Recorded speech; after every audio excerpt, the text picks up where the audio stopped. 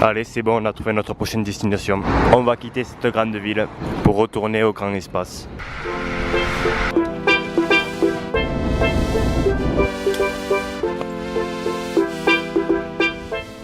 Bon, après avoir beaucoup fait la fête à Budapest, on vient se reposer avec Fred autour d'un grand lac, toujours en Hongrie, pour recharger les batteries. Ça va nous faire du bien. Il est là notre palace, il est là. 4 étoiles mon gars, 4 étoiles. C'est grand, il y a la place, la clim, le chauffage, tu te trempes pas la gueule, Fred il te pète pas sur la gueule, c'est génial quoi. Le coin à Fredo, le coin à Bebe, c'est tout, 2 petits matelas, 2 petits duvets, et voilà. On vient de se réveiller d'une sieste là, du coup on se promène.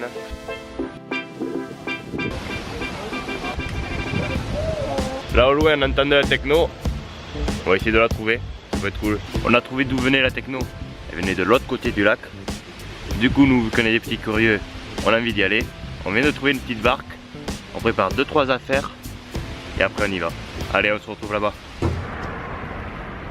Non je déconne, on n'a pas pris la barque. On est surtout allé se coucher avec Fredo. Et là on vient de se réveiller, on est bien motivé à aller de l'autre côté du lac.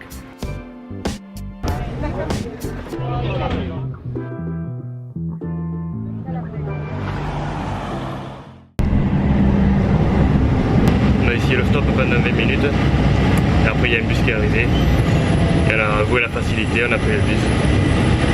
Bon le bus nous a avancé que de 3-4 km, on a essayé de refaire du stop après mais ça n'a toujours pas fonctionné. Les seules personnes qui sont arrêtées ils parlaient que hongrois et on n'a pas réussi à s'expliquer pour la route. Du coup là on est reparti à pied, on est encore à 4 km du camping. On va réessayer de faire du stop mais que sur la route qui va au camping.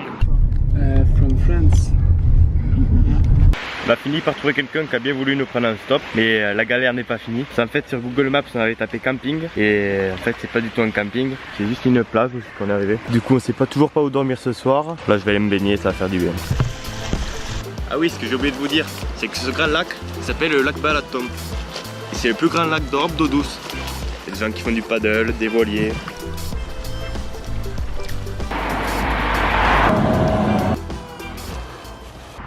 Yes, c'est bon, on a fait trouver le camping pour ce soir. Ça c'est cool, parce qu'on n'y croyait pas trop, on n'était pas sûr d'y arriver. Et au final, on a regardé sur Google Maps et il y avait un camping à 4 km. Et à la sortie de la plage, on a fait du stop. La deuxième voiture nous a pris, il nous a amené juste devant le camping, alors ça va, c'est trop chouette. Le seul petit bémol qu'il y a, c'est qu'il n'y a pas de supérette au village où on est. Du coup, Fredo il fait du stop.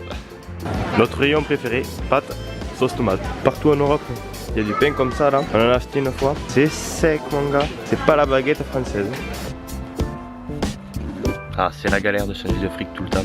Là on n'est pas sûr d'avoir assez de fric pour payer la nuit. Bon au pire on fera la vaisselle, le ménage, t'inquiète. Bon on a eu de la chance car les Néerlandais qui sont là-bas qui dormaient dans leur hamac nous ont passé 5 € en forain, on avait un billet de 5. On n'a pas pris le train, mais on a fait du stop et ça a bien marché, on a tenu 10 minutes. Nous avons avancé environ de 15 km. Et là on a 40 km à faire encore. Mais là pour le coup le stop ça marche pas trop hein. Du coup on graille. Enfin arrivé à la gare. On va pouvoir réserver notre billet pour ce soir. Pour 12 heures de train. 20 minutes pour prendre un billet, ça se passe pas exactement comme on le veut. Bon, mais le train ce sera pas pour ce soir. Du coup ce soir, camping. T'as pris des couleurs mon gars. Quand je vous dis que c'est pas le même prix qu'en France, ça c'est 1,60 €. En France on l'aurait payé 4 €. Bon c'est décidé. Aujourd'hui on quitte la Hongrie. 6 jours qu'on est dans ce pays, on a quand même d'autres pays à découvrir.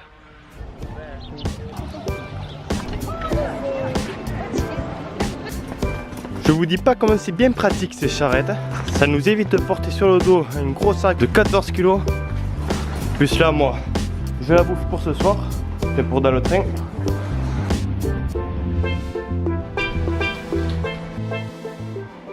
Putain on a eu chaud. On a failli pas descendre du train alors qu'il fallait qu'on descende ici pour changer. Il restait que nous dans le train. Dans cet épisode j'ai pas pu vous montrer grand chose. Je vais surtout vous montrer comment ça se passe un voyage sac à dos. Quand tu prévois pas le logement, pas comment tu te déplaces, que tu comptes sur les bus, le train, le stop en dernier recours. Voilà, j'espère que ça vous a plu. Et si vous voulez voir la suite de mes aventures, abonnez-vous. Ciao ciao.